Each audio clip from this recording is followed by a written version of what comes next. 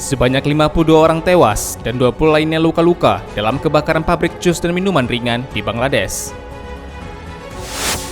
Polisi meringkus pekerja migran Indonesia (PMI) pemasok 2 kg sabu dan 49 butir pil ekstasi dari Malaysia ke Indonesia melalui pelabuhan tidak resmi.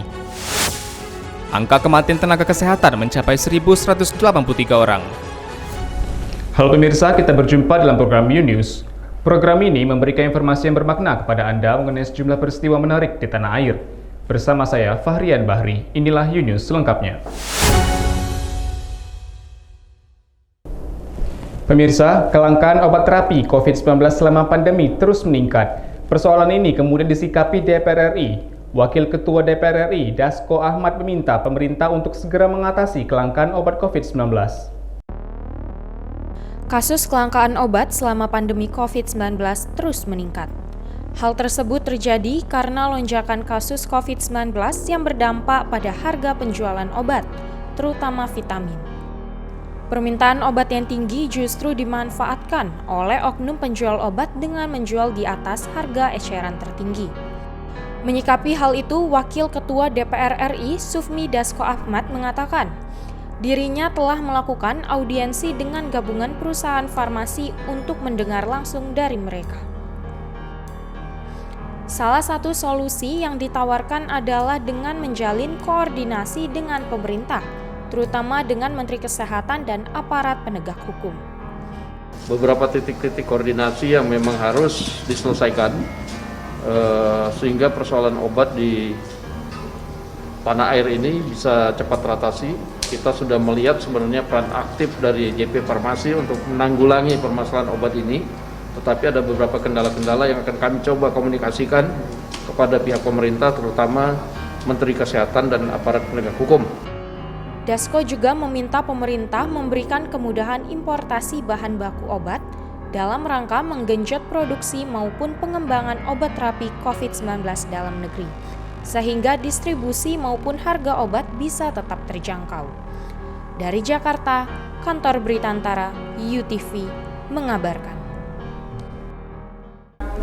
Saudara, sebanyak 52 orang tewas dan 20 lainnya luka-luka dalam kebakaran pabrik jus dan minuman ringan di Bangladesh. Pabrik jus dan minuman ringan 20 km dari ibu kota Dhaka, Bangladesh terbakar pada 10 Juli waktu setempat. Kebakaran menewaskan 52 orang dan 20 orang terluka saat akan melarikan diri dari jendela pabrik. Pihak otoritas tempat menyampaikan, gedung berlantai 6 itu tertutup sehingga banyak pekerja yang tidak dapat menyelamatkan diri dari kobaran api. Pencarian jenazah berlanjut di 2 lantai atas yang masih belum berhasil diakses oleh petugas pemadam kebakaran. Untuk saat ini, jumlah pasti pekerja yang berada di pabrik pada saat kecelakaan belum diketahui. Kantor Berita Antara, UTV, mengabarkan. Saudara, di kota Batam, Kepulauan Riau, jumlah pasien COVID-19 yang meninggal dalam beberapa pekan terakhir semakin meningkat. Para penggali kubur bahkan mengaku kelelahan karena dapat mengubur hingga 10 jenazah atau lebih dalam sehari. Keluhan para penggali kubur di kota Batam, Kepulauan Riau dapat menjadi pengingat bagi seluruh masyarakat agar tak pernah kendor menjaga diri dan menjalankan protokol kesehatan sebaik mungkin. Suherwansyah dan ke-6 petugas penggali kubur di Seitemyang, Sekupang, Batam tak dapat menyembunyikan lelahnya. Tingginya angka kematian di kota Batam memaksa mereka menguras semua sisa tenaga setiap hari. Berdasarkan data infografis, pertanggal 9 Juli, kasus COVID-19 di kota Batam mencapai 393 orang, dan sebanyak 9 pasien dinyatakan meninggal dunia dengan status positif COVID-19. Tingginya angka kematian juga terlihat dari banyaknya pasien COVID-19 yang dimakamkan di tempat pemakaman umum Seitemyang ini. Cukup lelah sekali, Pak. Pak ya? Tidak ada ini lah. Kadang kali ngantri 4 kan. Jenazah itu 4. Kadang itu, 3, kadang 5. Nah, kita ya bagaimanapun kita harus kerjakan, namanya tanggung jawab kita kan, Pak. Suherwansyah mengatakan, jumlah jenazah pasien COVID-19 dirasa semakin meningkat dalam beberapa pekan terakhir. Untuk pemakaman muslim misalnya, Dalam sehari rata-rata proses penguburan mencapai 10 jenazah, terkadang bahkan lebih. Dalam setiap tugasnya mengubur puluhan peti berwarna putih, Suherwansyah mengaku menyelipkan harapan agar kondisi suram ini segera berakhir. Menaruh harap agar masyarakat semakin berhati-hati, semakin menjaga diri dan keluarga terkasih, sehingga terhindar dari COVID-19 ini. Saran kita sih, yang di luar sana ya jagalah kesehatannya gitu aja kan. Sebenarnya COVID-19 ini memang sepertinya tidak ada, tapi buktinya nyata gitu Pak. Itu aja dari saya Pak. Sekretaris Yayasan Khairul Ummah Zailani, pengelola pemakaman umum Muslim di TPU Seitemiang mengatakan, pihaknya harus menambah jumlah penggali kubur demi kelancaran pemakaman pasien COVID-19. Dari pertama, dalam hal ini pemerintah ya, pemerintah mohon untuk antisipasi kekurangan lahan, kemudian antisipasi tentang tenaga kerja ini, yang memang tenaga kerja kita ini kalau sudah banyak Pak makam itu mereka kelelahan. Sejak April 2020 hingga Juni, jenazah pasien COVID-19 yang telah dimakamkan di TPU Seitemiang ini telah mencapai sekitar 509 jenazah. Zailani meminta kepada pemerintah daerah agar para petugas pemakaman diberikan rentan waktu yang cukup, serta alat pelindung diri yang memadai. Ia menjelaskan sampai hari ini APD yang diberikan pemerintah tidak mencukupi. Mereka itu SOP-nya itu APD-nya itu yang standar gitu kan, karena mereka juga manusia Pak, ya, jadi APD itu perlu dilengkapi. Kadang-kadang sering terlambat APD itu datang, karena memang itu bukan tanggung jawab kita yayasan, itu tanggung jawabnya pemerintah daerah. Dari Batam, Kepulauan Riau, Engesti Pedro, UTV, mengabarkan.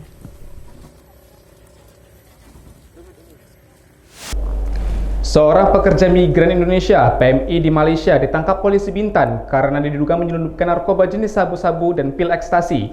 Pelaku berinisial SU tersebut menyelundupkan 2 kg sabu dan 49 butir pil ekstasi dari Malaysia ke Indonesia melalui pelabuhan tidak resmi di Pasar Baru Tanjung Uban, Kabupaten Bintan pada Sabtu 26 Juni kemarin. Kapolres Kabupaten Bintan, Ajun Komisaris Besar Polisi Bambang Sukihartono menjelaskan, tersangka merupakan bagian dari jaringan narkoba internasional di Malaysia. Menurut Bambang, modus tersangka SU dalam menyelundupkan narkoba dengan menempel sabu-sabu di bagian kedua paha menggunakan lakban. Ekstasi berjumlah 49 butir, tetapi setelah kita cek lab ternyata adalah narkotika jenis baru. Nah, sesuai dengan Peraturan Menteri Kesehatan Republik Indonesia Nomor 22 Tahun 2020, terdapat di lampiran nomor urut 183 termasuk golongan 1, jenisnya piperazine. Kemudian barang bukti lain yang kita amankan yaitu ya, satu buah handphone milik tersangka yang kita proses, dan ini adalah tempat atau plastik dan lakban yang digunakan untuk membungkus ini. Jadi modusnya dia dari sana ini dipecah menjadi 2, ditempelkan di lakban dari dimasukkan ke sini, dibungkus ini, kemudian di lakban ditempelkan di pahanya, paha kanan dan kiri, kemudian dimasukkan celana. Jadi yang bersangkutan masuk melalui jalur tidak resmi, kemudian barang bukti ini sabu-sabu dan pil ekstasi tersebut rencananya akan dibawa ke Lombok. Tersangka dijanjikan upah sebesar 15 juta rupiah oleh temannya berinisial JO, warga Lombok di Malaysia. upah yang dia terima dari Malaysia yang rencana tujuan nanti dibawa sampai dengan Lombok,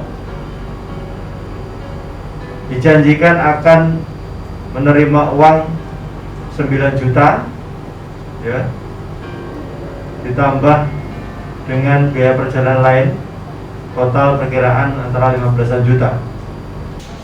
Atas perbuatannya, pelaku terancam hukuman penjara maksimal 20 tahun atau pidana mati.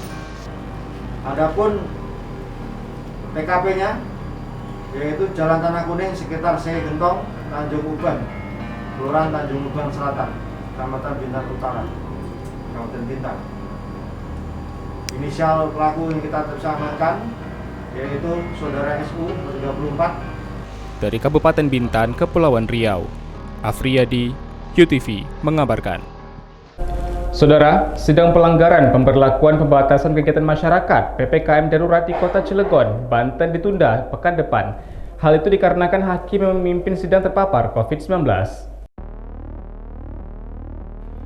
Seorang hakim di Pengadilan Cilegon, Banten dikabarkan terpapar COVID-19. Akibatnya, sidang pelanggaran pemberlakuan pembatasan kegiatan masyarakat PPKM darurat di Kota Cilegon, Banten ditunda hingga Selasa pekan depan. Sidang tipiring pelanggar PPKM Mikro yang semula akan digelar 9 Juli tersebut menghadirkan 35 warga. Para warga tersebut didenda melanggar Peraturan Daerah Pasal 1 Tahun 2021 tentang PPKM Mikro. Pelanggaran tersebut seperti tidak menggunakan masker, berkerumun hingga membuka warung melebihi jam batas operasi yang ditentukan. Hari ini dijadwalkan sidang, kemudian pada saat sidang sudah siap, ternyata teman-teman dari pengadilan banyak yang sakit. Sehingga informasi dari teman-teman pengadilan, mohon maaf, banyak yang terpapar, banyak yang belum sehat, sehingga hakim yang saat ini ditugaskan sedang sakit sehingga akan dijadwalkan ulang nanti di hari Selasa. Sigit berharap masyarakat dapat mematuhi aturan pemerintah selama PPKM darurat. Upaya ini mencegah tingginya kasus penyebaran COVID-19 serta menekan jumlah korban meninggal yang semakin terus bertambah. Dari Kota Cilegon, Banten, Kantor Berita Antara, UTV mengabarkan. Pemirsa, COVID-19 rupanya bukan hanya masalah serius bagi masyarakat Indonesia, tapi juga ancaman menakutkan bagi tenaga kesehatan yang khusus menangani pasien COVID-19. Hingga Juli 2021, angka kematian tenaga kesehatan mencapai 1.183 orang.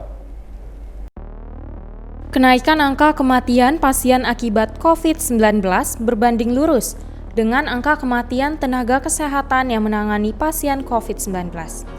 Terhitung sampai hingga Jumat 8 Juni, angka kematian nakes mencapai 1.183 orang.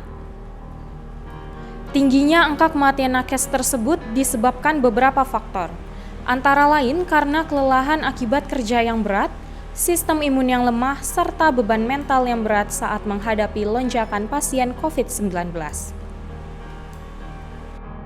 Tugas nakes akan semakin berat karena pekerjaan yang bertambah banyak, mulai dari administrasi, tracing, hingga target vaksinasi di puskesmas dan rumah sakit daerah.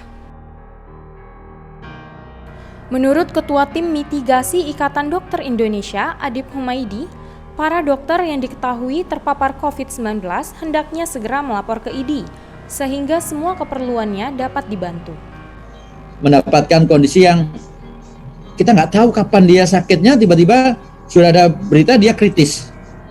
Sudah ada berita kemudian meninggal. Kita nggak tahu dia kapan sakitnya gitu. Ternyata memang tidak semuanya buat kami juga, dan ini koreksi juga buat kita, dan kami sampaikan kepada anggota, tolong kalau ada yang sakit ngomong supaya kita bisa lakukan bantuan gitu. Sementara Ketua Umum Dewan Pengurus Pusat Perawat Nasional Indonesia, Harif Fadilah menyatakan, masalah pembiayaan masih menjadi masalah bagi perawat, mulai dari transportasi hingga insentif yang belum dibayarkan. Seperti di puskesmas maupun rumah sakit karena beban tugas yang semakin banyak. Dipenuhi pemerintah itu apabila sudah ada yang sakit, nah ini bagaimana perlindungannya nih? Ya, jangan sampai kami juga melakukan pelayanan kepada pasien, ternyata kalau cari ruang rawat juga kita susah. Ya, kita sendiri susah mencari ruang rawat. Susah dilayani, padahal sehari-hari kita melayani orang. Ini saya kira suatu gambaran yang ironis gitu. Kedepan pemerintah dapat memperhatikan tenaga kesehatan yang berada di garis terdepan penanganan COVID-19. Dari Jakarta, Kantor Berita Antara, UTV, mengabarkan. Saudara, pemerintah memperketat pemberlakuan pembatasan kegiatan masyarakat PPKM darurat di Kota Batam, Kepulauan Riau dengan menambah petugas razia di beberapa titik Senin mendatang. Wali Kota Batam Muhammad Rudi memastikan adanya penambahan personil petugas razia selama PPKM darurat berlangsung. Penambahan ini dirasa perlu untuk menekan angka kerumunan, khususnya tempat hiburan malam, restoran, mal, minimarket, dan tempat yang mengundang keramaian lainnya. Ya, nanti Pak Kapolres sama Pak Dandi mengatur, sama Kasat OBS sama asisten 1. Maka kita harus petakan, petanya sudah ada nih, titik-titik keramaian masyarakat di mana saja. Maka di situ harus ada keberadaan. Rudi menegaskan dengan diberlakukannya PPKM darurat, tentu pengawasan di lapangan akan semakin ketat. Aktivitas kegiatan masyarakat di luar rumah juga akan dibatasi, sebagaimana yang diberlakukan di Pulau Jawa dan Bali. Saya tidak melockdown, saya tidak menutup semua. Kalau tutup semua, dalam undang-undangnya betul kita memberikan. Dan mereka masih boleh keluar, boleh belanja. Tapi kalau di lapangan ternyata tim melihat dia tidak efektif di lapangan, tidak ada kepentingan, pulang. Kapolresta Barelang Kombes Pol Yus Guntur mengajak masyarakat untuk menyikapi kebijakan ini dengan arif dan bijaksana. Sebab pihaknya yakin kebijakan ini adalah yang terbaik untuk menekan angka penyebaran COVID-19. Mohon dukungan Bapak Ibu sekalian. Tanpa dukungan Bapak Ibu sekalian, kita semua yang ada di sini, kerjasama yang baik, kedewasaan, saya kira untuk keselamatan masyarakat Batam mustahil tercapai, atau rantai penyebaran COVID-19 mustahil kita selesaikan tanpa kerjasama kita dari semua pihak. Hal senada juga diungkapkan Komandan Kodim 0316 Batam Letnan Kolonel Kaf Sigit Dharma Wiryawan, yang akan mendukung sepenuhnya demi menekan angka penyebaran COVID-19 di Kota Batam. TNI akan mendukung sepenuhnya apa yang disampaikan oleh Wali Kota, apapun yang dikeluarkan, surat edaran dikeluarkan oleh Wali Kota bersama dengan Bapak Kapolres. Kami bersama-sama untuk meyakinkan bahwa angka COVID di Kota Batam ini ke depan akan turun. Kami mohon bantuannya, sekali lagi Pak, Bu, tolong bantu kami, aparat TNI Polri, pemerintah daerah yang ada di lapangan. Dari Batam, Kepulauan Riau, Engesti Pedro, UTV, melaporkan. Saudara, Natuna mengalami krisis darah. Persediaan darah di unit transfusi darah Rumah Sakit Umum Daerah Kabupaten Natuna, Kepulauan Riau mengalami kekosongan. Kekosongan tersebut dikarenakan kurangnya pendonor serta imbas dari pandemi. Kepala Bidang Pelayanan Medik Rumah Sakit Umum Daerah Kabupaten Natuna, Arif Fajarudi, menyebutkan stok darah di unit tugas daerah RSUD Natuna kosong. Saat ini, setiap pasien membutuhkan darah harus sudah mencari pendonor terlebih dahulu. RS rumah sakit memang untuk saat ini stok darah di rumah sakit itu kosong. Darah yang ada itu sudah dipunyai oleh pasien yang membutuhkan. Ari menyebutkan kekurangan tersebut disebabkan jarangnya kegiatan donor darah keliling yang sebelum masa pandemi rutin dilakukan. Kurangnya pendonor yang sesuai dengan kriteria juga semakin menurunnya antusiasme masyarakat untuk mendonor darah. Darah di UTDS adalah salah satunya adalah masalah pandemi. Pandemi ini membuat pergerakan kita untuk melakukan istilahnya jemput bola, transfusi, mendonorkan darah ke lapangan itu agak susah terkait protokol kesehatan ataupun hal-hal lainnya yang perlu kita terapkan. Selain itu juga kemarin adanya istilahnya itu mendonorkan darah itu baru bisa dilakukan setelah vaksinasi tahap kedua setelah 2 minggu dosis kedua. Minimnya ketersediaan darah membuat Rumah Sakit Natuna menerbitkan kebijakan baru, yakni diperbolehkannya masyarakat yang baru mendapatkan vaksin COVID-19 dosis pertama untuk mendonorkan darahnya dengan tenggat waktu 2 minggu setelah dilakukan vaksinasi. Dengan tim ahlinya, kemudian termasuk juga disampaikan terkait jurnal-jurnal terbaru mengenai donor darah pada masa pandemi ini, dan juga khususnya terkait mendonor darah setelah vaksinasi. Di situ disampaikan bahwa boleh mendonorkan darahnya setelah vaksinasi dosis pertama, setelah minimal 2 minggu. Dari Natuna, Muhammad Nurman, UTV mengabarkan. Saudara, warga Kota Tanjung Pinang yang sedang menjalankan isolasi mandiri dipastikan akan menerima sembako gratis dari pemerintah Kota Tanjung Pinang. Wali Kota Tanjung Pinang, Rahma, membagikan sembako di Perumahan Pinang Hijau, Kelurahan Batu 9, dan di Kampung Baru. Bantuan yang bersumber dari zakat penghasilan pegawai Pemko ini diserahkan kepada keluarga yang terkonfirmasi COVID-19 sesuai dengan ketentuan Asnaf. Hari ini kami atas nama pemerintah Kota Tanjung Pinang berbagi berkah. Ini Jumat yang kedua untuk hamba-hamba Allah yang lagi menjalani isolasi mandiri dikarenakan COVID-19. Paket sembako yang dibagikan untuk satu kartu keluarga berupa beras 5 kg, gula 2 kg, susu 2 kaleng, dan telur ayam 1 papan.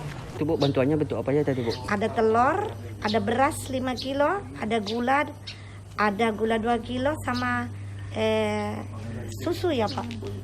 Iya. Rahma meminta RT dan RW serta masyarakat sekitar untuk mengawasi dan mendata warga yang terkonfirmasi positif COVID-19 dan sedang menjalani isolasi mandiri. Dari Tanjung Pinang, Kepulauan Riau, Tommy Yandra, UTV mengabarkan. Liputan ini sekaligus mengakhiri perjumpaan kita pada hari ini. Terima kasih telah menyaksikan informasi yang kami sajikan. Tetap saksikan di News selanjutnya. Salam sehat, sampai jumpa.